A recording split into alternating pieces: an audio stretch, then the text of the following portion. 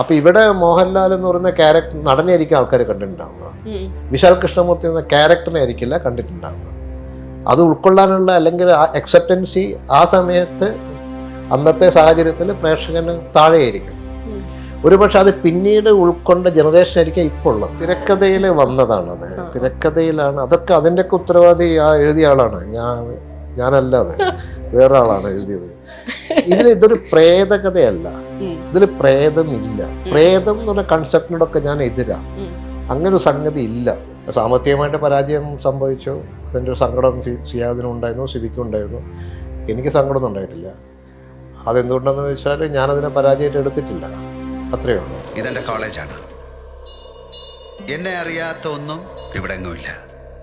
വിശാൽ കൃഷ്ണമൂർത്തിയുടെ വരവോടുകൂടി ഇവിടെ പല അതിശയങ്ങളും സംഭവിക്കാൻ പോവുകയാണ്. അപ്പോൾ ഒരു സന്തോഷം എന്താ ഉള്ളതെന്ന് വെച്ചാൽ എല്ലാവരും ആ കാലത്ത് പരാജയപ്പെട്ട സിനിമ എന്ന് പറയുന്ന മുദ്രകുത്തി ആ സിനിമ വീണ്ടും തുടങ്ങാനുള്ളൊരു പ്രേരണ കിട്ടണമെങ്കിൽ അതൊരു പരാജയമായിട്ട് എനിക്ക് തോന്നേയില്ല. ഇപ്പോൾ സിബി അല്ലായിരുന്നുവെങ്കിൽ ചിലപ്പോൾ ഞാനത് അക്സെപ്റ്റ് ചെയ്യാതെ പോയേനെ. അവിടെ സിബിക്ക് പകരം വേറെ ആളായിരുന്നെങ്കിൽ ചിലപ്പോൾ ഞാൻ എടുക്കില്ല. എന്നാൽ സിബി ഒരു മൃദുഭാവമുള്ള ഒരു മനുഷ്യനാണ്. പൊതുവെ അലീന എന്നുള്ള പേര് എന്തോ എനിക്ക് ഭയങ്കര ഇഷ്ടമാണ്. അതെങ്ങനെയാണ് വന്നതെന്ന് ചോദിച്ചാൽ 1 മുതൽ 0 വരെയിലെ ആ നായികയുടെ ക്യാരക്ടറിൻ്റെ പേര് അലീന എന്നാണ്. കാരണം അലീന എന്ന സമയത്തോളം അലീന എന്നുള്ള പേരിന് ഒരു സ്നേഹത്തിൻ്റെ ഒരു സബ്ലൈം സജഷനായിട്ട് മനസ്സിലായി. ഇതിനൊരു മ്യൂസിക് കൊടുക്കുന്ന വിദ്യാജി, അതാണ് ആ മനുഷ്യന്റെ കഴിവ് എന്ന് പറയുന്നത്. അയാൾ സംഗീതത്തിന്റെ രാജാവാണെന്ന് വിശാൽ കൃഷ്ണമൂർത്തി പറയുമ്പോൾ അതിലും വലിയ കമ്മ്യൂണിക്കേഷൻ ആവശ്യമില്ലല്ലോ മ്യൂസിക് ഡയറക്ടർക്ക്. ഹായ്, ഇന്ന് നമ്മളോടൊപ്പം ഉള്ളത് രഘുനാഥ് പലേരി. Sir, welcome. 80കളുടെ തുടക്കത്തിൽ ഒരു കഥ ആലോചിക്കുന്നു, അത് പിന്നീട് 2000-ൽ റിലീസാവുന്നു. പ്രേക്ഷകർ അത്ര സ്വീകരിക്കാതിരിക്കുകയും 24 വർഷങ്ങൾക്കിപ്പുറം അത്രയേറെ പ്രേക്ഷകർ അത് ഇഷ്ടപ്പെട്ടുകൊണ്ട് പുതിയ പ്രേക്ഷകരും കൂടെ അതിനുണ്ടാവും റിലീസ് ചെയ്യും. ഒരു പരാജയ ചിത്രം റിലീസ് ചെയ്യുന്നു എന്ന് പറയുന്നത് എന്നും കൗതുകമാണ്. അങ്ങനെ ഒന്ന് ഹിസ്റ്ററിയിൽ അങ്ങനെ കേട്ടിട്ടുള്ളൊരു കാര്യമല്ല, മലയാളത്തിൽ പ്രത്യേകിച്ചും. ഏത് പോയിന്റിലാണ് നിങ്ങളിപ്പോൾ സിയാദ് സാർ ആയാലും സിബി സാറും കൂടെ നമുക്കിത് റിലീസ് ചെയ്യാം എന്ന് റിലീസ് ചെയ്യാം എന്ന് ആലോചിക്കണേ? ഇത് സിയാദ് ഈ പടത്തെ പറ്റിയുള്ള ഒരുപാട് കമൻറ്റുകൾ വരും. കുറേ കാലമായിട്ട് കമൻറ്റുകൾ വന്നുകൊണ്ടിരിക്കുന്നുണ്ട്, പോസിറ്റീവായിട്ടുള്ള കമൻറ്റുകളും. എത്ര മനോഹരമാണ് അത് എന്നൊക്കെ പറഞ്ഞിട്ടൊക്കെ ആൾക്കാർ എഴുതിക്കൊണ്ടേയിരിക്കും. പിന്നെ സിയാദിൻ്റെ ഉള്ളിലുള്ള ഒരു ചിന്തയുണ്ട്. ഈ സിനിമ സിയാദിന് വളരെ പ്രിയപ്പെട്ടതാണ്, എനിക്കും വളരെ പ്രിയപ്പെട്ടതാണ്, സിബിക്കും വളരെ പ്രിയപ്പെട്ട സിനിമയായിരുന്നു. സാമ്പത്തികമായിട്ട് പരാജയം സംഭവിച്ചു, അതിൻ്റെ ഒരു സങ്കടം സിയാദിനും ഉണ്ടായിരുന്നു, സിബിക്കും ഉണ്ടായിരുന്നു. എനിക്ക് സങ്കടമൊന്നും ഉണ്ടായിട്ടില്ല. അതെന്തുകൊണ്ടെന്ന് വെച്ചാൽ ഞാനതിനെ പരാജയമായിട്ട് എടുത്തിട്ടില്ല, അത്രയേ ഉള്ളൂ. നമ്മൾ ചിലപ്പം ഈ ഓടുന്ന ഒരു ഓട്ടം ഓടിക്കൊണ്ടിരിക്കുമ്പോൾ ചിലപ്പോൾ ഒന്ന് കാലൊക്കെ ഒന്ന് പെട്ടെന്ന് ഉളുക്കിപ്പോകല്ലേ, അപ്പം ഇന്ന് തുള്ളി ഇങ്ങനെയൊക്കെയല്ലേ നമ്മൾ പിന്നെ വീണ്ടും ഓടുക. അങ്ങനെ ഞാൻ എടുത്തിട്ടുള്ളൂ അതിന്. അത് ഒരുപക്ഷെ എൻ്റെ ഇൻവെസ്റ്റ്മെൻറ്റ് അതിലില്ലാത്തതുകൊണ്ടായിരിക്കാം. അല്ലെങ്കിൽ എനിക്ക് ഇൻവെസ്റ്റ്മെൻറ്റിനേക്കാളും വീട്ടിൽ മാറി നിന്ന് ചിന്തിക്കുമ്പോൾ എൻ്റെ ഒരു ക്രിയേഷൻ ഇല്ലാണ്ടാവുമല്ലേ, അങ്ങനെ തോന്നാം. പക്ഷെ എനിക്ക് അങ്ങനെ നിരാശയൊന്നും വന്നിട്ടില്ല. പക്ഷേ ആലോചിക്കാറുണ്ട് ഞാൻ എന്തുകൊണ്ട് എന്നുള്ളത്. പിന്നെ ആൾക്കാർ എപ്പോഴും ഇങ്ങനെ പരാജയ സിനിമ എന്ന് പറയുമ്പോൾ എന്തുകൊണ്ടത് പറയുന്നു എന്നൊക്കെ ആലോചിച്ചിട്ടുണ്ട്. അല്ലാണ്ട് നെഗറ്റീവായിട്ട് എന്നെ ബാധിച്ചിട്ടൊന്നുമില്ല. ആൾക്കാരിങ്ങനെ കമൻസ്, പോസിറ്റീവ് കമൻസ് ഇങ്ങനെ ചോദിച്ചുകൊണ്ടിരിക്കുമ്പോഴും സിയാദിൻ്റെ ഉള്ളിൽ അതിൻ്റെ ഒരു ചിന്തകളുണ്ട് എപ്പോഴും. സിയാദിന് വളരെ പ്രിയപ്പെട്ട സിനിമയാണ്. ആണെങ്കിൽ അടുത്ത കാലത്താണ് ഈ പുതിയ തലമുറയിലെ ആൾക്കാർ ഇത് വല്ല ഇഷ്ടപ്പെടുന്നുണ്ടെന്ന് കാണുന്ന സമയത്താണ് സിയാദിൻ്റെ ഒരു ടീമിൽ ഉള്ള പുതിയ ആൾക്കാർ കുറച്ച് ഇതിനെക്കുറിച്ച് ചിന്തിക്കാൻ തുടങ്ങുന്നത്. അങ്ങനെ ഇത് 4K വരുന്നു, അറ്റ്മോസിലേക്ക് വരുന്നു. അവരുടെ ആ പ്രേരണയാണ് വാസ്തവത്തിൽ. ഇത് ശരിക്കും പറഞ്ഞാൽ ഇപ്പോൾ റിലീസ് ചെയ്യുന്നത് സിയാദിൻ്റെ ടീമിലുള്ള യങ്സ്റ്റേഴ്സാണ്. അവരുടെ അതൊരു വലിയൊരു സംഭവമല്ലേ. എനിക്കതൊരു വലിയ പ്രതീക്ഷ തരുന്നുണ്ട്. അപ്പോൾ ഒരു സന്തോഷം എന്താ ഉള്ളതെന്ന് വെച്ചാൽ എല്ലാവരും ആ കാലത്ത് പരാജയപ്പെട്ട സിനിമ എന്ന് പറയുന്ന മുദ്രകുത്തി ആ സിനിമ വീണ്ടും തുടങ്ങാനുള്ളൊരു പ്രേരണ കിട്ടണമെങ്കിൽ അതൊരു പരാജയമായിട്ട് എനിക്ക് തോന്നേയില്ല.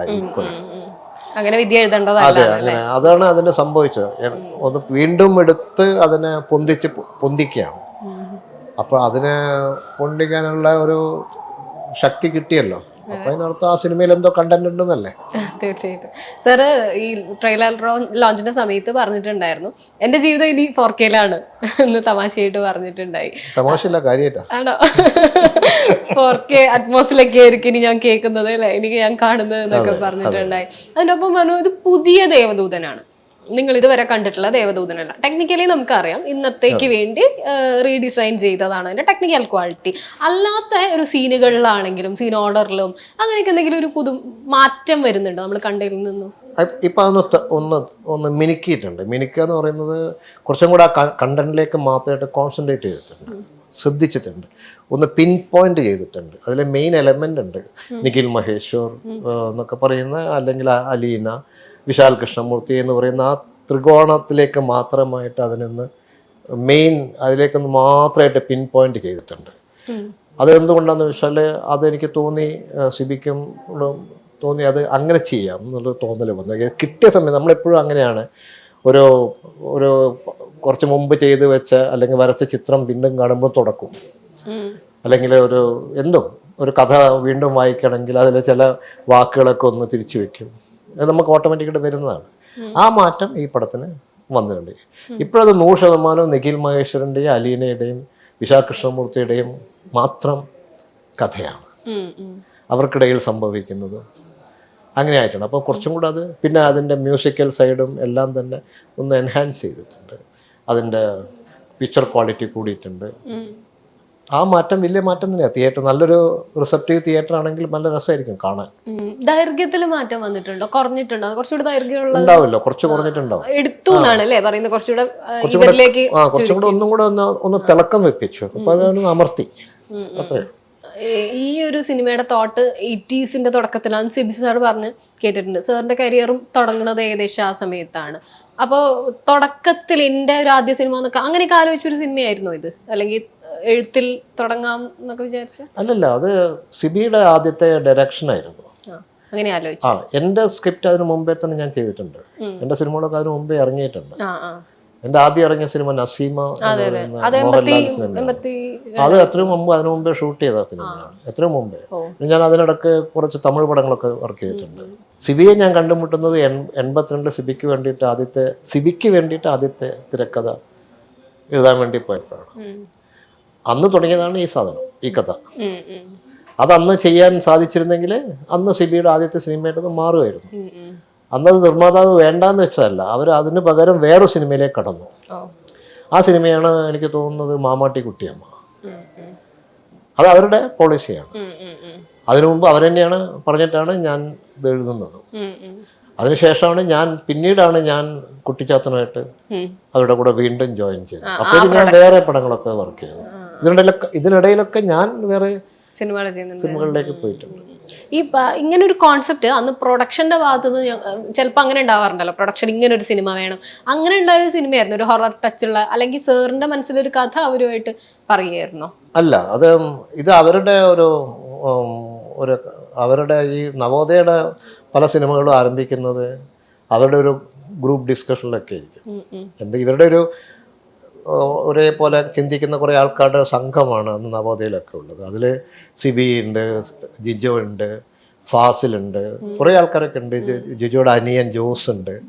ജോസ് ഏതോ ഒരു കഥയുടെ എന്തോ വായിച്ച പോയ ചെറുകഥയുടെ ഒരു എലമെൻ്റാണ് അന്ന് ഇവരോട് ഡിസ്കസ് ചെയ്തത്. അതിൽ പ്രണയവും കാര്യങ്ങളും ഒക്കെ പിന്നീടാണ് വരുന്നത്. അങ്ങനെ സിബിക്ക് വേണ്ടിയിട്ട് അവർ ആ ഒരു എലമെൻ്റ് എന്നോട് ഡിസ്കസ് ചെയ്തു. അപ്പം ഞാൻ അന്നത്തെ എൻ്റെ ഒരു ആറ്റിറ്റ്യൂഡ് എങ്ങനെ വെച്ചാൽ എന്ത് കിട്ടിയാലും എടുക്കും. എനിക്ക് എഴുതാൻ പറ്റുമെന്ന് തോന്നിക്കഴിഞ്ഞാൽ അതിൻ്റെ കഥയുടെ എനിക്കെന്തെങ്കിലും ഒന്ന് ആകർഷണമായിട്ട് തോന്നിക്കഴിഞ്ഞാൽ ഞാൻ എഴുതും. പിന്നെ അന്ന് സിബിയെ പരിചയപ്പെട്ട് ജിജോനൊക്കെ പരിചയപ്പെട്ട് ആ ഒരു ഗെറ്റ് ടുഗദർ എനിക്കെന്തോ ഇഷ്ടപ്പെട്ടിരുന്നു. പിന്നെ എസ്പെഷ്യലി സിബിയോട് എനിക്ക് തോന്നിയൊരു സ്നേഹം, അങ്ങനെ വേണമെങ്കിൽ പറയാം. സിബി പൊതുവെ ഭയങ്കര, ഞാൻ ആദ്യമായിട്ടാണ് അങ്ങനെ വളരെ ക്വയറ്റായിട്ട് ഈ ഒരു പൊമേറിയൻ പട്ടിക്കുട്ടീനൊക്കെ അടുത്ത് വെച്ച് ഒന്ന് ശബ്ദം ഉണ്ടാക്കാത്ത ചില പട്ടിക്കുട്ടിലില്ലേ, തടയെ കൊടുത്ത് അങ്ങനെ വാത്സല്യം തോന്നിയിരുന്നു സിബിയോട്. ഒരു വാത്സല്യമായ കരുതുന്ന ഒരു സൗഹൃദമായിരുന്നു. സിബി അല്ലായിരുന്നു എങ്കിൽ ചിലപ്പോൾ ഞാനത് അക്സെപ്റ്റ് ചെയ്യാതെ പോയേനെ അവിടുന്ന്. സിബിക്ക് പകരം വേറെ ആളായിരുന്നെങ്കിൽ ചിലപ്പോൾ ഞാൻ എടുക്കില്ല എന്ന്. സിബി ഒരു മൃദുഭാവമുള്ള ഒരു മനുഷ്യനാണ് പൊതുവെ, വളരെ സൈലൻ്റാണ്. അതെന്താ അവൻ അങ്ങനെ ആയെന്ന് എനിക്കിപ്പോഴും അറിയില്ല. ഞാൻ വളരെ ഒരു സോഫ്റ്റ് ഇതാണ്. അവൻ ദേഷ്യപ്പെടുന്നതായിട്ടോ, അവനൊരിക്കലും ദേഷ്യപ്പെടുന്നതായിട്ടോ ഞാൻ കണ്ടിട്ടേ ഇല്ല. ആരോടെങ്കിലും ഒച്ച സംസാരിക്കുന്നതോ ദേഷ്യപ്പെടുന്നതോ ഒന്നും ഞാൻ കണ്ടിട്ടില്ല.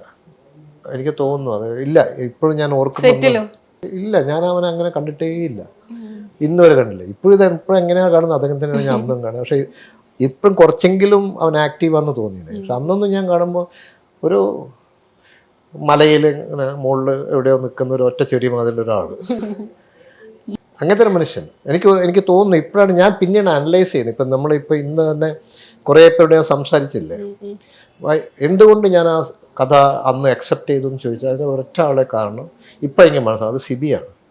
സിബിക്ക് പകരം വേറെ ആരെങ്കിലും ആയിരുന്നെങ്കിൽ ഒരുപക്ഷെ ഞാൻ അത് എഴുതിയില്ലാതെ വരും. ഒരുപക്ഷെ ദേവദൂതൻ തന്നെ ഉണ്ടാവില്ല, അറിയില്ല, എളുപ്പം ആരായിരിക്കും, അങ്ങനെ തോന്നിയതാണ്. അപ്പം അങ്ങനെയാണത് വന്നത്. പിന്നീട് അത് അവരൊക്കെ പൂർണ്ണമായ സ്ക്രിപ്റ്റ് എഴുതിയിട്ട് കഴിഞ്ഞ ശേഷം അവർക്കത് അവരെ വേറൊരു പ്രോജക്റ്റിലേക്ക് ഭംഗിയായിട്ട് അത് പക്ഷെ ഒന്നിക്കിൽ അതിനെ ഓവർടേക്ക് ചെയ്ത് വേറെ പ്രോജക്റ്റ് വന്നിട്ടുണ്ടാവും, എനിക്കറിയില്ല ആ സമയത്ത്. പക്ഷെ ഒരിക്കലും ആ തിരക്കഥ മോശമായത് കൊണ്ടോ ഇങ്ങനൊരു പടം വേണ്ടാന്ന് വെച്ചതുകൊണ്ടല്ല അവർ വേണ്ടാന്ന് വെച്ചത്. അവർ വേറൊരു പ്രോജക്റ്റിലേക്ക് ഷിഫ്റ്റ് ചെയ്തപ്പോൾ അങ്ങനെ സിനിമകളിൽ ഇഷ്ടംപോലെ സംഭവിക്കും. എൻ്റെ തന്നെ സിനിമകളിൽ അങ്ങനെ സംഭവിച്ചിട്ടുണ്ട്. ഞാൻ എഴുതി കൊടുത്ത് കയ്യിൽ കൊടുത്ത് എല്ലാം സംസാരിച്ച് സംവിധായകനൊക്കെ പരിപൂർണമായി ഇഷ്ടപ്പെട്ട് പോയ തിരക്കഥ 2 ദിവസം കഴിഞ്ഞപ്പോൾ അത് മാറ്റി വെച്ചിട്ട് വേറെ സിനിമ ചെയ്യേണ്ടി വന്നിട്ടുണ്ട് ചിലർ. അത് പല കാരണങ്ങളുണ്ടാവും. അതുപോലെ അത് പലർക്കും ജീവിതം സംഭവിക്കുന്നതാണ്. അപ്പം അങ്ങനെ സംഭവിച്ചൊരു സിനിമയാണത്. പിന്നീട് 18 വർഷത്തിന് ശേഷമാണ് സിബി അതേപോലെ അത് വീണ്ടും വന്ന് ഇങ്ങനെ ദേവദൂതനായി മാറുന്നത്. സാർ പറഞ്ഞിരുന്നു, സിബി സാർ പറഞ്ഞിരുന്നു ചതലരിച്ച് കിടന്ന ഒരു സ്ക്രിപ്റ്റ് തെരഞ്ഞു പോയി ഇന്ന് തുടങ്ങായിരുന്നു എന്നുള്ളത്. ആദ്യത്തെ കഥയിൽ ഒരു കുട്ടി ഹോസ്റ്റലിൽ പോകുന്ന രീതിയിലൊക്കെ ആയിരുന്നു. ഒരു 3-ാം ക്ലാസ് പഠിക്കുന്ന ഒരു കുട്ടീൻ്റെ 8 വയസ്സായ ഒരു കുട്ടീൻ്റെ കഥയാണ്. അങ്ങനെ വന്നൊരു കഥ എലമെന്റാണ് അത് സിനിമയിൽ. അതേപോലെ കഥകൾ ഇങ്ങനെ മാറിക്കൊണ്ടിരിക്കും. അതെങ്ങനെയാ കോളേജിലേക്ക് മാറിയ ഒരു ട്രാൻസിഷൻ? അത് അങ്ങനെ ചിന്തിച്ചു പോയി, അത്രേ ഉള്ളൂ. ഇതിനൊന്നും കാരണമില്ല, ഇതൊക്കെ സംഭവിക്കുന്നത്. ഒരു ഡെലിബറേറ്റ് അറ്റംപ്റ്റും അതിനകത്തില്ല. കാലഘട്ടത്തിൻ്റെതായ ഒരു ആവശ്യകതയൊന്നുമില്ല. ആവശ്യകത നമ്മൾ കഥയ്ക്ക് ആവശ്യകത, പിന്നെ നമ്മളിതൊക്കെ പറഞ്ഞ് അങ്ങനെ ആട്രിബ്യൂട്ട് ചെയ്യുന്നതാണ്. കാലം മാറി എന്ന് പറയരുത് എന്ന് സാറ് പറഞ്ഞിട്ടുണ്ട് ഇതിനെപ്പറ്റി. കാലത്തിന് അതീതമായിട്ട് തോന്നുന്നില്ലേ? ഞങ്ങൾക്കൊക്കെ കാണുമ്പോൾ അങ്ങനെ തോന്നാറുണ്ട്, ഏത് കാലത്തും ഏത് ഭാഷയിലും. അത് നിങ്ങളുടെ മനസ്സ് നിങ്ങൾക്ക് മുമ്പ് സഞ്ചരിക്കുന്നുണ്ട് അതിനകത്ത് തോന്നുന്നത്. അത് നല്ലതാണ്. എപ്പോഴും നമ്മുടെ മനസ്സ് നമ്മളെക്കാൾ മുമ്പേ സഞ്ചരിക്കും, അല്ലെങ്കിൽ നമ്മൾക്ക് ഈ വർക്ക് ചെയ്യാൻ പറ്റില്ല. എപ്പോഴും ഒരു ചോദ്യം നമ്മുടെ ഉള്ളിൽ കിട്ടുമ്പോഴേക്കും നമ്മൾ ഉത്തരം ചിന്തിക്കുന്നില്ലേ? അത് അതിന് മുമ്പേ സഞ്ചരിക്കും, ചോദ്യത്തിന് മുമ്പേ മനസ്സ് പോകുന്നതുകൊണ്ട്. അങ്ങനത്തെ ചില മണ്ടൻ ചിന്തകളൊക്കെ എനിക്ക് വരാറുണ്ട്. അപ്പോൾ അതൊക്കെ ഞാൻ ഇതിലൊക്കെ കഥകളിലൊക്കെ വരുത്താറുണ്ട്. അപ്പം എനിക്ക് തോന്നുന്നു ഇപ്പം ഇന്ന് ഉച്ചയ്ക്ക് ഞാൻ ചിന്തിക്കുന്നൊരു കഥ വൈകുന്നേരം ആകുമ്പോഴേക്കും അത് വേറെ വിധത്തിലാണ് രൂപപ്പെട്ട് വരിക. അത് എന്തുകൊണ്ട്? ചിന്തകളും സഞ്ചരിക്കുന്നതുകൊണ്ടല്ലേ. ചിന്തകളും നമ്മളതിനെ ഇങ്ങനെ പോകുന്നല്ലേ. ഇപ്പം എനിക്ക് ഇന്നൊരു നല്ല അനുഭവം ഉണ്ടായിട്ടുണ്ട്. ഞാൻ എഴുതാൻ പോകുന്ന ഒരു വർക്കുണ്ട്. അതിലെ ഒരു അച്ഛൻ മകൾ ബന്ധത്തിൻ്റെ ഒരു എലമെൻ്റ് ഉണ്ട്. തീവ്രമായൊരു ബന്ധമാണത്. അപ്പോൾ എനിക്ക് ആ മകൾക്ക് ഞാനൊരു പേര് കണ്ടു. വീട്ടിൽ നിന്ന് ഇറങ്ങുമ്പോഴാണ് എനിക്ക് ആ പേര് മനസ്സിൽ വരുന്നത്. ആ പേര് മനസ്സിൽ വന്നിട്ട് ഞാനത് അവിടെ എഴുതി വെച്ചു. എൻ്റെ ഫോൺ ബുക്കിൽ ഒരു ആപ്പുണ്ട്, അതിൽ ഞാൻ വെറുതെ എഴുതി വെച്ചു. ഞാൻ സാധാരണ ചിലപ്പോൾ ഫോണിലൊക്കെ എഴുതും, സ്ക്രിപ്റ്റൊക്കെ എഴുതും. അത് ഒരു മലയാളി പേരൊന്നുമല്ല, എനിക്ക് വളരെ ഇഷ്ടപ്പെട്ട പെട്ടെന്ന് മനസ്സിൽ വന്നൊരു പേര് ഞാൻ അവിടെ എഴുതി വെച്ചു. എനിക്ക് അത് ഫിക്സ് ചെയ്തു. ഞാൻ എൻ്റെ വൈഫിനോട് പറയും എനിക്ക് പേര് കിട്ടിയെന്ന് പറഞ്ഞു. അവൾക്കും അത് വളരെ ഇഷ്ടപ്പെട്ടു പേര്. ചുമ്മാ പറയാനൊരാൾ വേണ്ടേ. അപ്പോൾ ഞാൻ സാധാരണ ഇത്തരം സംഗതികളൊക്കെ വൈഫിനോട്, ഭാര്യയോട് പറയും, മക്കളോട് പറയും. അത്രയേ ഉള്ളൂ. അപൂർവമായിട്ട് മാത്രം എൻ്റെ വളരെ മനസ്സോട് ചേർന്ന് നിൽക്കുന്ന വേറെ 1-2 പേരോട്, പ്രിയപ്പെട്ടായിട്ട് തോന്നുന്ന ഒരാളോടും കൂടെ പറയും ചിലപ്പോൾ. ഇത് അവളോട് പറഞ്ഞു. തിരിച്ച് ഞാൻ വണ്ടിയിൽ വരുമ്പോൾ, ഇന്നിപ്പോൾ ഞാൻ ട്രെയിനിൽ വരുമ്പം എൻ്റെ അടുത്ത് ഞാൻ സ്റ്റേഷനിൽ നിന്ന് കാണുന്ന ഒരു സ്ത്രീ ഇങ്ങനെ നടന്നു വന്നിട്ട് അങ്ങനെ നോക്കി അങ്ങനെ പോയി അവർ. പിന്നെ ഞാൻ ട്രെയിനിൽ കയറിയിട്ട് എൻ്റെ സീറ്റ് നമ്പർ 68 ആണ്. അപ്പോൾ 69 സീറ്റിൽ ഇവരാണ് ഇരിക്കുന്നത്. അപ്പോൾ ഞാനിരുന്നു, അവിടെ ഇരുന്നു, ഭക്ഷണം കൊണ്ടുവന്നു, ഭക്ഷണം കഴിച്ചു. ആ ഭക്ഷണം കഴിക്കുന്നതിനിടയിൽ അവരെന്നോട് സംസാരിച്ചു. അപ്പോൾ അവരെന്നോട് പേര് പറഞ്ഞു. ഞാൻ എന്ത് പേരാണോ കണ്ട് ആ പേരാണ് അത്. മനസ്സിലായോ? ഞാൻ ആ കുട്ടിക്ക് കണ്ട പേര് അതേ പേരാണ് അവർക്ക്. അതെങ്ങനെയാണ് ഞാൻ കേൾക്കുന്നത് അറിയോ? ടി വന്നിട്ട് സീറ്റ് നമ്പർ പറയുമ്പം പേര് പറയും. അപ്പോൾ അവരടുത്ത് 69 എന്ന് പറഞ്ഞപ്പം അവർ പേര് പറഞ്ഞു. പേര് ടി പറയുന്നില്ല, അവരോടാ ചോദിക്കുന്നത് പേരെന്താ. അപ്പോൾ അവർ പേര് പറയും. ആ പേര് ഇതിലുണ്ടോ എന്നാണ് ടി നോക്കുന്നത്. എന്നെ നോക്കി, എന്നെ കണ്ടു, എന്നിട്ട് ഞാൻ പേര് പറഞ്ഞു. അയാൾ ടിക്ക് ചെയ്തു. പക്ഷെ ആ പേര് പെട്ടെന്ന് കേട്ടപ്പോൾ എനിക്ക് ഉള്ളിലൊരു സന്തോഷം വന്നു. സന്തോഷം എന്താ, സംതിങ്. ആ പേര് ഞാൻ പറയുന്നില്ല. പക്ഷെ അതാണ്, ഇങ്ങനത്തെ ചില മൊമെന്റ് മതി എനിക്കൊരു കഥയ്ക്ക്. പറയുമ്പോൾ നിസ്സാരമായ സംഗതിയാണ്, പക്ഷെ ചില സ്പാർക്ക് നമുക്ക് കിട്ടും ഉള്ളിൽ. അതുപോലത്തെ കുറേ സ്പാർക്ക് കിട്ടിയിട്ടാണ് ഈ സിനിമയൊക്കെ ഉണ്ടായത്. ഈ ദേവദൂതനിലെ ക്യാരക്ടറുകൾ, ഇപ്പൊ ഈ പേര് പറഞ്ഞുകൊണ്ട് എനിക്ക് ഓർമ്മ വന്ന വിശാൽ കൃഷ്ണമൂർത്തി, നിഖിൽ മഹേശ്വർ, അലീന, അഞ്ജലീന, രണ്ടുപേരുകളും. അതെ, അലീന എന്ന അഞ്ജലീന എന്ന് പറയുന്ന അവരുടെ ഫാദറിന്റെ നെയിം, ഇഗ്നീഷ്യസ് എന്നൊക്കെ ചേർത്തുള്ള ആ നെയിമും. പേരുകൾക്ക് എത്രമാത്രം ഇതേപോലെ ആലോചനകൾ നടത്തിയിരുന്നു. കാരണം ഇതിൽ പേര് അത്ര ഇമ്പോർട്ടൻ്റ് ആണ്. ആ ഡയലോഗുകളിൽ പോലും ഈ പേര്, പാട്ടിൽ അലീന എന്ന് വരുന്നുണ്ട് അല്ലെ, എൻ്റെ ഹൃദയ മഹേശ്വരൻ എന്നൊക്കെ പറഞ്ഞ് ചേർത്ത് വരുന്നുണ്ട്. ഹൃദയമഹേശ്വരൻ പേരുകളൊക്കെ വന്നു പോകുന്നതാണ് നമ്മുടെ. അത് നമ്മൾ ചിന്തിക്കുമ്പം വരും. ചിന്തിച്ചങ്ങനെ ഇരിക്കുന്നു വേണ്ട, ചിലപ്പോൾ പെട്ടെന്ന് എഴുതിക്കൊണ്ടിരിക്കുമ്പോഴേ കിട്ടും പേര്. നിഖിൽ മഹേശ്വർ എന്നുള്ള പേരൊക്കെ എനിക്ക് പെട്ടെന്ന് കിട്ടിയതാണ്. വിശാൽ കൃഷ്ണമൂർത്തിയൊക്കെ പെട്ടെന്ന് അങ്ങനെ കിട്ടിപ്പോയത്. പിന്നെ വേറൊരു പേരിൻ്റെ ആവശ്യമില്ല എന്ന് തോന്നി, മാറ്റണമെന്ന് തോന്നിയില്ല. അലീന എന്നുള്ള പേര് എന്തോ എനിക്ക് ഭയങ്കര ഇഷ്ടമാണ്. അതെങ്ങനെയാണ് വന്നതെന്ന് ചോദിച്ചാൽ 1 മുതൽ 0 വരെയിലെ ആ നായികയുടെ ക്യാരക്ടറിൻ്റെ പേര് അലീന എന്നാണ്. ആ അലീനയുടെ പേര് ഞാൻ ആദ്യം അതൊരു നോവലറ്റായിട്ട് എഴുതിയതാണ്. ആകാശത്തേക്കൊരു ജാലകം എന്ന് പറയുന്നൊരു നോവലറ്റായിട്ട് കുട്ടിച്ചാത്തൻ സമയത്ത് ഷൂട്ടിംഗ് നടക്കുമ്പോഴാണ് എഴുതിയത്. അപ്പോൾ അതിൻ്റെ ഞാൻ എഴുതാനിരിക്കുന്ന സമയത്ത് പേപ്പറിലേക്ക് അത് ആദ്യം തന്നെ വരുന്ന വാചകം അലീനയുടെ വീട്ടിൽ നിറയെ ഒഴിഞ്ഞ മുറികളാണെന്നാണ്. ആ അലീന എന്നുള്ള അപ്പം വന്ന പേരാണ്. എത്ര വർഷങ്ങൾക്കപ്പുറം അത് തന്നെ അല്ലേ. പിന്നെ ആ പേര് തന്നെയാണ് ഞാൻ ആ പടത്തിൽ ഉപയോഗിച്ചത്. പിന്നെ എനിക്ക് അത് ഉപയോഗിക്കണം എന്ന് തോന്നിയത് ഇവിടെയാണ്. കാരണം അലീന എന്നെ സമയത്തോളം അലീന എന്നുള്ള പേരിന് ഒരു സ്നേഹത്തിൻ്റെ ഒരു സബ്ലൈം സജഷനായിട്ട് നിൽക്കും മനസ്സിൽ. ഈജിപ്ഷ്യൻ ദേവത അങ്ങനെ എന്തൊരു കോൺസെപ്റ്റും കൂടെ ഉണ്ട് ആ പേരിന്റെ പേരിൽ തോന്നുന്നു. അങ്ങനെയുണ്ട്. ആ പേരിന് ഒരുപാട് അർത്ഥങ്ങളുണ്ട്. രസമാണ്. ഇതിന്റെ തിയേറ്ററിൽ സ്വീകരിക്കാതിരുന്ന സമയത്ത് അന്ന് കണ്ട ആൾക്കാർ പറഞ്ഞ് ഞാൻ കേട്ടിട്ടുള്ളതാണ്, ലവ് സ്റ്റോറി എന്നുള്ള രീതിയിലായിരുന്നു ഇത് മാർക്കറ്റ് ചെയ്യപ്പെട്ടിട്ടുണ്ടായിരുന്നത്. പ്രേക്ഷകർ കാണാൻ വന്നപ്പോൾ ഇതിങ്ങനെ കുറെ മിസ്റ്ററിയും ഹൊററും ഒക്കെ ആയി മാറി. അങ്ങനെയായിരുന്നു അത്?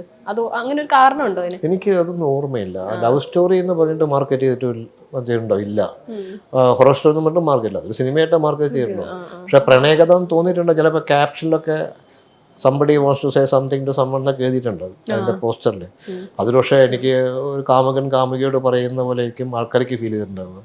ഇത് കാമുകനെ അറിയിക്കാൻ വേറെ ആളോട് പറയാനുള്ളതാണെന്നുള്ളത് അവൻ്റെ third person point of view ആണെന്ന് ചിലപ്പോൾ ആൾക്കാർക്ക് മനസ്സിലായിട്ടുണ്ടാവില്ല. ഓഫ് കോഴ്സ് അത് പ്രോപ്പറായിട്ട് പലർക്കും ചിലപ്പം അത് മനസ്സിലാക്കാൻ സാധിച്ചിട്ടുണ്ടാവില്ല. അല്ലെങ്കിൽ നമ്മളുടെ പ്രേക്ഷകൻ്റെ ആസ്വാദന, ഏത് പ്രേക്ഷകരുടെ ആസ്വാദന ഒരു കൾമിനേഷൻ ഉണ്ട്. നിലവാരം എന്നൊന്നും പറയാൻ പറ്റില്ല, ഒരു ആസ്വദിക്കാൻ പറ്റുന്ന ആ സമയത്ത് ഒരു മൂഡുണ്ട്. ആ മൂഡിനും മുകളിൽ പുതപ്പെട്ട് മൂടിയ വേറെന്തോന്നുണ്ടാവും, എന്തെങ്കിലും ചിന്തകൾ ഉണ്ടാവും. അല്ലെങ്കിൽ കഥാപാത്രത്തിന് പകരം നടനെ മുമ്പിൽ കാണുന്നുണ്ടാവും. അതാണ് എനിക്ക് തോന്നുന്നത് സാധാരണ ആൾക്കാർക്ക് സംഭവിക്കുന്നത്. എവിടെയാണ് ഈ ആൾക്കാർ ഒരു ഹീറോ വർഷിപ്പിലേക്ക് പോകുമ്പോൾ ആ ഹീറോ ആയിട്ട് മാറുന്നത് നടനാണ്, ആക്ടറാണ്. കഥാപാത്രം വേറെയാണ്. എന്നെ സംബന്ധിച്ചിടത്തോളം ഞാൻ തിരക്കഥ എഴുതുമ്പം ആക്ടറെ ഞാൻ കാണുന്നില്ല, ഞാൻ ആ കഥാപാത്രത്തെയാണ് കാണുന്നത്. ആ കഥാപാത്രം പേഴ്സോണിഫൈ ചെയ്യാൻ വേണ്ടി ഒരു ആക്ടർ നമ്മൾ എടുക്കുമ്പോൾ ആ ആക്ടറെ പറ്റിയിട്ടുള്ള ഒരുപാട് ന്യൂവാൻസസോ അല്ലെങ്കിൽ ഒരുപാട് കാര്യങ്ങൾ ഈ പ്രേക്ഷകൻ്റെ മനസ്സിലുണ്ടാവും. അപ്പോൾ അദ്ദേഹം ഈ ക്യാരക്ടറായിട്ട് കാണാതെ, അവർ ഈ ക്യാരക്ടറായിട്ട് കാണാതെ നടനായിട്ട് കാണുമ്പം അവർക്ക് ഇഷ്ടപ്പെടാത്ത വിധത്തിലാണ് ആ നടൻ ഈ മറ്റ് കഥാപാത്രങ്ങളോട് പെരുമാറുന്നതെങ്കിൽ ഒരുപക്ഷെ അവർ റിജക്റ്റ് ചെയ്യും. അത് ഈ സിനിമകളിൽ പലപ്പോഴും സംഭവിക്കും. അതേ കൊണ്ട് തന്നെയാണ് സീരിയലൊക്കെ കാണുമ്പോൾ ചില അമ്മായിയമ്മമാരെ കൊല്ലാനൊക്കെ തോന്നുന്നത് വീട്ടിലിരിക്കുന്ന പെണ്ണുങ്ങൾക്ക്. പക്ഷെ അവരും അങ്ങനെ തന്നെ ആയിരിക്കും കേട്ടോ. പക്ഷെ അത് ഞാൻ പറഞ്ഞു വന്നത് ഈ എലമെന്റ് ഉണ്ട്, ഈ സംവേദിക്കുന്നതിലൊരു എലമെന്റ് ഉണ്ട്. അത് സൈക്കോളജിക്കലാണ്, അത്രയേ ഉള്ളൂ.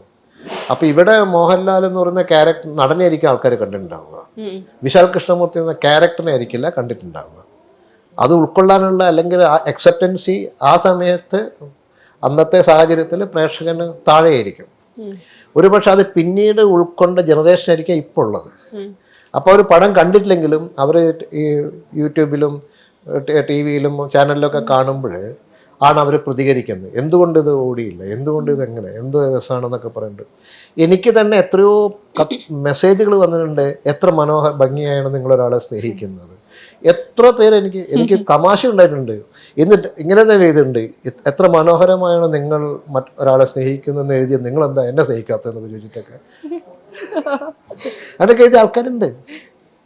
അതാണ് എന്നെ അത്ഭുതപ്പെടുത്തുന്നത്. കാരണം ഞാൻ സങ്കല്പിക്കുന്നതിന് മുകളിൽ കാണുന്ന പ്രേക്ഷകനുണ്ട്, ചിന്തിക്കുന്ന ആൾക്കാരുണ്ട്. എനിക്ക് അത്ഭുതം തോന്നിയിട്ടുണ്ട്. എത്രയോ പേര് ഇതിൻ്റെ ഞാൻ എവിടെയെങ്കിലും എന്തെങ്കിലും എഴുതി കഴിഞ്ഞാൽ, ഈ സിനിമയെ പറ്റി എഴുതി കഴിഞ്ഞാൽ എത്രയോ പേര് മറുപടി അയക്കും, ഇന്നും അയക്കും, വിളിക്കും, മെസ്സേജ് അയക്കും.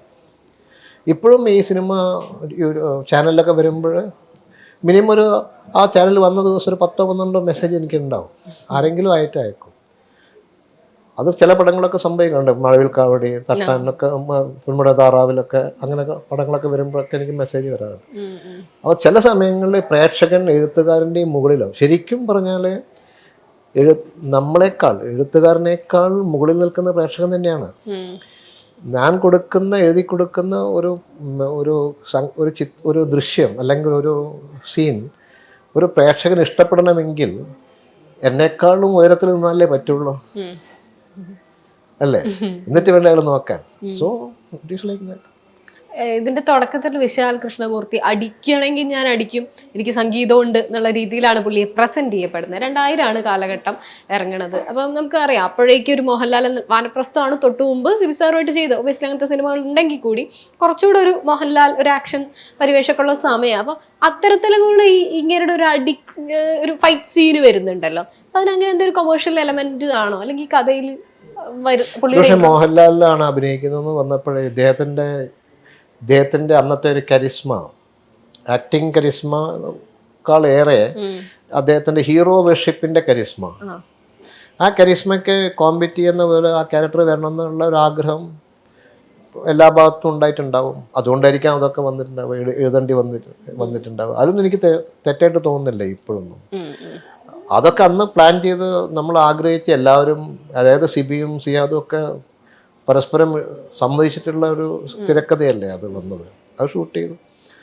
അങ്ങനെ അത് പക്ഷെ 2 അടി വെച്ചതുകൊണ്ടോ അതൊന്നും കാര്യമില്ല. ഈ പ്രേക്ഷകന്റെ മനസ്സിലെ കരിസ്മ നമ്മളെങ്ങനെ മാറ്റാൻ പറ്റും? മ്യൂസിക്കിലാണ് ഈ സിനിമയ്ക്ക്, മ്യൂസിക് ഇല്ലാതെ ഈ സിനിമ ഇല്ല എന്ന് പറയും. എന്തൊരു ഇപ്പം നമ്മൾ കേട്ടോണ്ടിരിക്കുക പുറത്തുനിന്ന് ഈ പാട്ട് തന്നെ അല്ലേ, മഹാനുഭാവലു എന്നുള്ള. സാർ ആലോചിക്കുമ്പോൾ ഈ പാട്ടുകളുടെ പ്ലേസ്മെന്റ് കൂടെ ആലോചിച്ചിട്ടാണോ എഴുത്തുകൾ തുടങ്ങി? തീർച്ചയായിട്ടും ഈച്ച് ആൻഡ് എവരി സോങ് നമ്മൾ ആലോചിക്കണം, അത് വരണം. ഈ തിരക്കഥയിൽ അതൊക്കെ സങ്കലിക്കണം, ശരിക്കും സമന്വയിക്കണം. ഒരിക്കലും നമുക്ക് വെറുതെ എവിടെയെങ്കിലും പാട്ട് വെക്കാനും പറ്റും. അതൊക്കെ വരും, ഓട്ടോമാറ്റിക്കായിട്ട് വരണം. അത് സ്ക്രിപ്റ്റ് റൈറ്റിംഗ് ചെയ്യുമ്പോൾ മനസ്സിലാവും. അലീന പറയുമ്പോൾ പറയാറുണ്ട് 12 നോട്ട് ഉൾപ്പെടുത്തിയതാണ് അലീന, 11 വരെയൊക്കെ കണ്ടിട്ടുണ്ട്. ഇടയ്ക്ക് എം ജയചന്ദ്രൻ അത് പാടി ഇങ്ങനെ മെൻഷൻ ചെയ്തിരുന്നു. അത്രയും ഈ അലീന ക്യാരക്ടർ നെയിമിൽ തുടങ്ങുന്ന പാട്ട് വേണം എന്നുള്ളൊരു തീരുമാനവും ഇങ്ങനൊരു കമ്പോസിഷൻ തീരുമാനമൊന്നുമില്ല മോളെ, അതങ്ങ് എഴുതി വരുമ്പോൾ അങ്ങനെ ആയിപ്പോയത് ആണ്. അങ്ങനെ സംഭവിക്കുന്നതാണ്.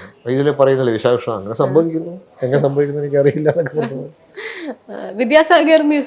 വിദ്യാസാഗർ ഇതിൽ ജോയിൻ ചെയ്യാം എന്നുള്ള തീരുമാനം, അതുപോലെ ഈ 7 ബെൽസ് എന്നുള്ളൊരു പേരും അങ്ങനെ ഒരു എക്യുപ്മെന്റും അതിനൊരു ശബ്ദവും വേണം, ഒരു പുതിയ പ്രേക്ഷകർ കേൾക്കാത്തൊരു ശബ്ദവും ഉണ്ടാവണല്ലോ. അതൊക്കെ കഥയിൽ എഴുതുമ്പോൾ വന്നതാണ്. 7 ബെൽ ആ പേരൊക്കെ അങ്ങനെ വന്നതാണ്. ഇതിനൊരു മ്യൂസിക് കൊടുക്കുന്ന അതാണ് ആ മനുഷ്യന്റെ കഴിവ് എന്ന് പറയുന്നത്. നമ്മളൊരു അതുവരെ ഇപ്പൊ എൻ്റെ മനസ്സിലുള്ള ഒരു സങ്കല്പമാണ് 7 ബെൽസ് എന്നുള്ളൊരു ഇത്. ആ 7 ബെൽസിനൊരു രൂപം ഉണ്ടാക്കി പിന്നെ ആ രൂപത്തിന് പറ്റുന്ന അതിൽ നിന്ന് വരുന്ന സംഗീതത്തിന് അദ്ദേഹത്തിന് അതിനകത്ത് നിങ്ങൾ രണ്ട് സൈഡിലും ഒരു ഹാർമോണിയത്തിൻ്റെ പാഡിങ് ഉണ്ട്. അതിൽ നിന്ന് വരുന്ന കാറ്റ് മറ്റേതൊക്കെ വെച്ചിട്ടൊക്കെ അദ്ദേഹം ആ കാറ്റ് ഉപയോഗിച്ചിട്ട് ഞങ്ങളതിൻ്റെ ഒരു ശ്വാസത്തിൻ്റെ അവസ്ഥയൊക്കെ ഉണ്ടാക്കിയിട്ടുണ്ട്. അത് രസമാണ്. അത് അദ്ദേഹത്തിനെ കൊണ്ട് സാധിച്ചു എന്നുള്ളതാണ്. അതാണ് മ്യൂസിക് ഡയറക്ടർ എന്ന് പറയുന്നത്. മ്യൂസിക് ഡയറക്ടർ ആ സ്ക്രിപ്റ്റിൻ്റെ അകത്ത് പോയിട്ട് അതിൻ്റെ ഒരു അകക്കാമ്പെന്ന് സംഗീതം ഉണ്ടാക്കണം. പറയാൻ വളരെ എളുപ്പമാണ് ഞാനീ പറയുന്നതൊക്കെ, ബിക്കോസ് ഓഫ് ഹിം. അതാണ് ഇതിനെ. പിന്നെ ഞാൻ അതിനകത്ത് അയാൾ സംഗീതത്തിൻ്റെ രാജാവാണെന്ന് വിശാൽ കൃഷ്ണമൂർത്തി പറയുമ്പോൾ അതിലും വലിയ കമ്മ്യൂണിക്കേഷൻ ആവശ്യമില്ലല്ലോ മ്യൂസിക് ഡയറക്ടർക്ക്. എളുപ്പമല്ല അത്. പക്ഷെ അസാധ്യമായ സംഗീത ആലാപനമാണ് അതിന്. പിന്നെ ഓരോ അത് കമ്പോസ് ചെയ്യുമ്പോഴൊക്കെ അദ്ദേഹം ഞങ്ങളുടെ കൂടെ ഉണ്ട്. എൻ ജീവനെയൊക്കെ കേൾക്കുമ്പോ ജാനകിയമ്മയുടെ ശബ്ദത്തിൽ ഇന്ന് ജാനകിയമ്മയുടെ ശബ്ദത്തിലൊന്നും കേൾക്കാത്ത ആളുകൾക്ക് പോലും അല്ലാത്തൊരു ആഴത്തില് നമുക്ക് ജാനകി അമ്മയുടെ ഒരു പാട്ട്, അത് ആ പാട്ട് ജാനകിയമ്മ പാടണമെന്നും ജാനകിയമ്മയുടെ പാട്ട് വേണമെന്നും സിയാദിന്റെ ആഗ്രഹം കൂടിയായിരുന്നു. പക്ഷെ അത് അതിനേക്കാൾ മനോഹരമായിട്ട് ആരാ പാടുക? ആ ഒരു ആഴം അതില് കൃത്യമായിട്ട്. ഞാൻ ആ പാട്ട് ആദ്യം ഒരു ഷോന് തിയേറ്ററിൽ കേൾക്കുമ്പോൾ ആ പാട്ട് ഇഷ്ടപ്പെടാത്ത ആൾക്കാരെ തിയേറ്ററിൽ നിന്ന് ബഹളം ഉണ്ടാക്കുന്നത് ഞാൻ കണ്ടിട്ടുണ്ട്. അപ്പോൾ അവരോടൊക്കെ നമ്മൾ എന്താ പറയുക? അവരെ കുറ്റം പറഞ്ഞ കാര്യമില്ല. അത് ചില പാട്ടുകൾ നമ്മൾ വിചാരിക്കും. ഞാനതിപ്പോൾ അടുത്ത് ഞാൻ വായിച്ചിരുന്നു. ഏതോ ഒരു ഫേസ്ബുക്കിലൊരു പോസ്റ്റിൽ ഞാൻ കണ്ടു. അയാൾ എഴുതിയ സത്യസന്ധമായിട്ട് അയാൾ എഴുതിയത്. അപ്പോഴാണ് ഞാൻ അറിയുന്നത് ഇങ്ങനൊരു വൈബ്രേഷൻ ആൾക്കാർക്ക് ഉണ്ടോ. അദ്ദേഹം പറഞ്ഞത് എന്തൊരു മഹാനുഭാവനും അയാൾക്ക് തീരെ ഇഷ്ടമല്ല. അത് കേൾക്കുമ്പോൾ അയാൾ ഡിസ്റ്റർബ്ഡ് ആവും. അയാൾക്ക് തീരെ ഇഷ്ടമല്ലാത്തൊരു പാട്ടാണ്. അതയാൾ സത്യസന്ധമായിട്ട് എഴുതിയാണ്. ഞാൻ ശരിക്കും എനിക്ക് അതിനെപ്പറ്റി പഠിക്കണം എന്നുണ്ട്. അദ്ദേഹം എന്തുകൊണ്ടായിരിക്കും അത്. എനിക്ക് അദ്ദേഹത്തെ കാണണ്ട, അതെനിക്ക് ഈ ചില കുറച്ചും കൂടെ ഇതിനെപ്പറ്റിയൊക്കെ പഠിച്ച ആരോടെങ്കിലും ചോദിക്കണമെന്നുണ്ട്. എന്തുകൊണ്ട് ആ പാട്ട് കേൾക്കുമ്പോൾ അയാൾക്ക് ഡിസ്റ്റർബ്ഡ് ആവുന്നു, അയാൾക്ക് ഇഷ്ടമല്ല എന്ന് ഭംഗിയായി തുറന്ന് എഴുതിയിട്ടുണ്ട് ആ മനുഷ്യൻ. അങ്ങനെ ഒരാളെ ഞാൻ എൻ്റെ അപ്പം അദ്ദേഹത്തിന് മറുപടിയായിട്ടും അതിൽ കമൻ്റ് ചെയ്ത ആൾക്കാർ പലരും തന്നെ അത് പറഞ്ഞിട്ടുണ്ട്. അവർക്കിഷ്ടമില്ലാത്ത പാട്ടുകൾ, അവരെ ഇഷ്ടമില്ല എന്ന് പറഞ്ഞ പാട്ടുകളൊക്കെ എനിക്ക് ഭയങ്കര ഇഷ്ടമാണ്. അതിലൊരു പാട്ടാണ് സിബിയുടെ എന്ന പടത്തിലെ രവീന്ദ്രൻ മാഷ് സംഗീതം കൊടുത്ത ഒരു ഫേമസ് പാട്ടുണ്ട്. ആ പാട്ട് അയാൾക്ക് ഇഷ്ടമല്ല. അതിലെ ഈവൻ ശരത്തിൻ്റെ ഒരു പാട്ടുണ്ട്, ഭരതത്തിലെ പാട്ടാണ്. ഭരതത്തിലെ പാട്ട്. ആ പാട്ട് അവർക്ക് ഇഷ്ടമല്ല. അയാൾ പറയും അത് കേൾക്കുമ്പോൾ എനിക്ക് എന്തെങ്കിലും ഉണ്ടോ എനിക്കറിയില്ല. അതിൻ്റെ മനോനില എന്താ എനിക്കറിയില്ല. ഒരുപക്ഷെ പാട്ട് കേൾക്കുമ്പം ദേഷ്യം പിടിക്കുന്ന ആൾക്കാരെ അതിലാണ് ഞാൻ കണ്ടത്. അതെനിക്ക് പഠിക്കണമെന്നുണ്ട് വാസ്തവത്തിൽ. സത്യസന്ധമായിട്ട് അവരാരും തമാശയാക്കിയിട്ടോ അല്ലെങ്കിൽ ആരെങ്കിലും വഴക്ക് പറയാനോ ഒന്നുമല്ല എഴുതിയിരിക്കുന്നത്. ഒരു പാട്ട് ശരത്തിൻ്റെ എല്ലാവരും ഇഷ്ടപ്പെടുന്ന പവിത്രത്തിലെ പാട്ട് ശ്രീരാഗം ഇഷ്ടപ്പെടാത്ത ആളുണ്ട് അതിനകത്ത്. ടൂ മച്ച് ഗമകൊന്നും അയാൾക്ക് ഇഷ്ടമല്ല. അപ്പോൾ അത് വലിയ ഞാനിപ്പോൾ അടുത്ത കാലത്താണ് അത് അറിയുന്നത്. ഇത് സോഷ്യൽ മീഡിയയിൽ കൂടെ ഫേസ്ബുക്കിലൂടെ ഞാൻ അറിഞ്ഞതാണ്. എനിക്കതൊന്ന് പഠിക്കണമെന്ന് ആഗ്രഹം. ഇങ്ങനെയുണ്ട് പ്രേക്ഷകര്. നമ്മളെന്തിനാ കുറ്റം പറയണം? നമ്മൾ കാര്യമായിട്ട് ഉണ്ടാക്കിയ പാട്ടാണ്, അദ്ദേഹം എഴുതിയ പാട്ട്, അദ്ദേഹം ചെയ്ത കമ്പോസിഷനാണ്. എന്തൊരു മഹാനുഭാവം. ഈ പടം കാണുമ്പോൾ ഇത് തുടങ്ങുമ്പോൾ തന്നെ ആ പാട്ട് ഇഷ്ടമില്ലാത്ത ഒരാളെങ്ങനെ ആ പടം കംപ്ലീറ്റ് കാണുക? ലൊക്കേഷന് അതിനൊരു പ്രത്യേകത ഉണ്ട്. കാരണം എവിടെയും അതെന്താ സ്ഥലം എന്നോ ഒന്നും പറയാതെയാണ്. അത് ഇൻഡോർ ആയാലും. അപ്പൊ സാറിന്റെ മനസ്സിൽ എങ്ങനെയായിരുന്നു ഇതിന്റെ ഇൻഡോറും ഔട്ട്ഡോറും ഇങ്ങനെ വേണം എന്നുള്ളതൊക്കെ ആലോചിച്ച് പിന്നെ സിബിസാർ ചെയ്ത് ഡിസ്കസ് ചെയ്യുന്നതും? ഒരു സിനിമയുടെ സ്ക്രിപ്റ്റ് വായിക്കുമ്പോൾ തന്നെ ഡയറക്ടർക്ക് ഇത് ലൊക്കേഷൻ എന്താന്നൊക്കെ വരും. ഇതിനൊരു പ്രത്യേകത എപ്പോഴും ദേവദൂതന്റെ ലൊക്കേഷൻ എല്ലാവരും എപ്പോഴും അതെ, അതിനൊരു യൂറോപ്യൻ കൺസെപ്റ്റ് ഉണ്ട്. അതെ അതെ, അത് അങ്ങനത്തെ ഒരു ബാക്ക്ഗ്രൗണ്ട് ആയതുകൊണ്ട്. പക്ഷെ അതൊക്കെ അതിനെ എൻഹാൻസ് ചെയ്യല്ലേ. ലൊക്കേഷനും ഇൻഡോർ ഔട്ട്ഡോർ ഒക്കെ സ്ക്രിപ്റ്റിൽ വരുന്നതാണ്. പക്ഷേ ചിലപ്പോൾ അതൊക്കെ അങ്ങോട്ടും ഇങ്ങോട്ടും മാറുകയൊക്കെ ചെയ്യും. പക്ഷേ ഇതിന് ആ ലൊക്കേഷൻ സെലക്ട് ചെയ്തതും ഞങ്ങൾ ഊട്ടിയാണെങ്കിൽ മനസ്സിലുണ്ടായിരുന്നു. ഹിൽ ഏരിയയും ഇതൊക്കെയാണ് മനസ്സിലുണ്ടായിരുന്നത്. പക്ഷെ അങ്ങനത്തെ ഒരു സ്ഥലം കിട്ടി, ഭംഗിയായിട്ട് കിട്ടി. അവിടെ സെറ്റ് ഇട്ടിട്ടുണ്ട് ഞങ്ങൾ. സിയാദിന്റെ ഒരു മേജർ വർക്ക് അവിടെ. പിന്നെ ഇതിന്റെ art side, music side, photography side ഒക്കെ ഔട്ട്സ്റ്റാൻഡിങ് ആണ്. ഇതില് 2 സീനുകൾ ഒരുപാടുണ്ടെങ്കിലും പട്ടി കടിക്കാൻ വരുന്ന ഒരു സീനുണ്ട് വിനീതേട്ടന്, മഹേശ്വരന് വരുന്ന സീന്. കുറച്ച് അന്നത്തെ കാലത്തെ ഒരു ഇത് വെച്ചിട്ടും കുറച്ച് ബുദ്ധിമുട്ടുണ്ടാവില്ലേ സ്വാഭാവികമായിട്ടും? പിന്നെ കാരണം പട്ടികൾ കടിക്കാൻ നമുക്ക് കൺട്രോൾ ഉള്ള ഒരു കാര്യം പോലും അല്ലാതല്ലോ, ടെക്നിക്കലി പട്ടി എങ്ങനെ വേണം കടിക്കും. ആ സീന് പ്ലാൻ ചെയ്യുമ്പോൾ ഇത്തരത്തിലൊരു ബുദ്ധിമുട്ടുണ്ടായിരുന്നോ ഷൂട്ടിന്റെ സമയത്ത്? ഞാനത് എഴുതി വെച്ചു, പട്ടി അനുഭവിച്ചു, അവരും അനുഭവിച്ചു. പക്ഷെ അത് എനിക്ക് കാണുമ്പോൾ സങ്കടം വരും. നമുക്ക് തന്നെ ഒരു എനിക്കും ഞാൻ കുറച്ചൊന്ന് ഫോർവേഡ് ചെയ്യാൻ തോന്നുന്നു. ഞാൻ ക്രൂരനാവണ്ടായിരുന്നു എന്നൊക്കെ തോന്നുന്നുണ്ട് എനിക്ക്. പക്ഷെ അത് എനിക്കൊന്നും ചെയ്യാൻ പറ്റില്ലല്ലോ, അത് അയാൾ വിട്ടല്ലേ, മറ്റേ പ്രഭു ചെയ്ത പണിയല്ലേ. ഡാൻസ് അച്ഛൻ എന്നുള്ള കഥാപാത്രം ജഗതി ചേട്ടന്റെ ഒരു ആ കഥാപാത്രത്തെ പല രീതിയിൽ പറയുന്ന ആൾക്കാരുണ്ട്. ആ കഥാപാത്രം വേണോന്ന് ചോദിക്കുന്നവരുണ്ട്. അത് ഒരു കോമഡി ടച്ച് അതിലാകെ വരുന്നത് പുള്ളിക്കുമാണ്. ഡാൻസ് അച്ഛന് ചിന്തിക്കാൻ കാരണം അതേപോലെ ഈ സെക്കൻഡ് വരുമ്പോൾ അതില് ആ സമയത്ത് ആ കഥയിലെ വളരെ ഇമ്പോർട്ടൻ്റ് ആയിട്ടുള്ള ക്യാരക്ടറാണ് ഡാൻസ് അച്ഛൻ ചെയ്യുന്നത്. ജഗതി വേഴ്സറ്റൈൽ ആക്ടർ അല്ലേ, അദ്ദേഹം അതിൻ്റെ ഭംഗിയായിട്ട് ചെയ്തിട്ടുണ്ട്. പക്ഷെ അത് വേണോ എന്ന് ചോദിക്കുന്നത് വേണ്ട എന്ന് പറയുന്നതൊക്കെ ഞാൻ പറഞ്ഞില്ലേ, ഒരു സിനിമ എപ്പോഴും നമ്മൾ കറി ഉണ്ടാക്കി ഒരു കൂട്ടാനുണ്ടാക്കി അല്ലെങ്കിൽ പലഹാരം ഉണ്ടാക്കി കൊടുക്കുമ്പോൾ ഇത്ര വേണ്ടായിരുന്നു, മുളക് എത്ര വേണ്ടെന്ന് പറയുന്നത് ഇഷ്ടംപോലെ കഴിക്കുന്ന ആൾക്കല്ല. അതാണ് ഓരോ സിനിമയ്ക്കും ഒരുപാട് സിനിമ ഒന്നേ ഉള്ളെങ്കിലും പ്രേക്ഷകൻ അനവധി ഉള്ളതുകൊണ്ടും തിരശീലയിൽ കളിക്കുന്നത് ഒരാൾക്കുള്ളൊരു സിനിമയല്ല. 100 ആൾ തിയേറ്റർ 100 സിനിമയാണ്. അപ്പോൾ ഒരേ സമയം 100 സിനിമയായിട്ടാണ് 100 ആൾക്കാരുടെ മുമ്പിൽ അത് അവതരിക്കുന്നത്. അത് കാണുന്നത് ഓരോരുത്തരും കാണുന്ന ഓരോ സിനിമയായിട്ടാണ്. അപ്പം ആ വ്യത്യാസം അനുഭവിക്കും നമ്മൾ. പിന്നെ അത് അസസ് ചെയ്തിട്ടാണ് ഇപ്പം റിലീസ് ചെയ്യുമ്പോൾ അതിൽ കുറേ മാറ്റങ്ങൾ വരുന്നത്. അങ്ങനെയാണ്. അത് സ്വാഭാവികമായും കാലത്തിൻ്റെ ഒരു വളർച്ച ഉണ്ടാവില്ലേ. ഇപ്പം ഇത് 24 കൊല്ലത്തെ നമ്മുടെ ഒരു ചിന്തകളും എല്ലാം കുറേ കൂടെ മാറില്ലേ. എല്ലാവരും ചിന്തകൾക്ക് മാറ്റം വരും. അന്ന് ഉണ്ടാക്കിയ ഒരു കഥ ഇപ്പം ഞാൻ പോലും കുറേ മുമ്പ് എഴുതിയ ഒരു കഥ പബ്ലിഷ് ചെയ്യാത്തൊരു കഥ ഇപ്പോഴെടുത്ത് നോക്കുകയാണെങ്കിൽ ഞാൻ അതിലേക്ക് പെട്ടെന്ന് പോയിട്ട് പല സ്ഥലത്തും ഈവൻ കഥാപാത്രങ്ങളുടെ പേര് വരെ മാറ്റിയെന്ന് വരും.